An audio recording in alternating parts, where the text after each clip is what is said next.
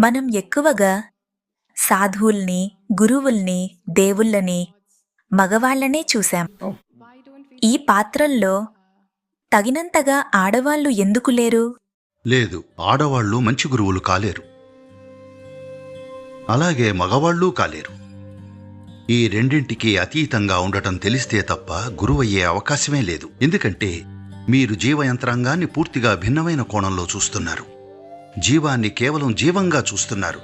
కొన్ని అవసరాలకు మాత్రమే స్త్రీగానో లేదా పురుషుడిగానో ఉండాలి, మిగతా వాటన్నిటికీ కేవలం మనిషిగా ఉండాలంతే. గురువుకు ఎలాంటి శరీర భాగాలున్నాయన్నది మీకెందుకు ముఖ్యం? what kind of body parts a guru has? ఆయన మీకు ఉపయోగకరమా కాదా? ప్రశ్న అదొక్కటే. ఋషులు, జ్ఞానుల విషయానికొస్తే గతంలో ఎంతో మంది ఉండేవారు.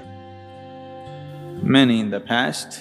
ఈ రోజుల్లో స్త్రీ ఎలా ఉండాలనే కమర్షియల్ క్యాంపెయిన్ పూర్తిగా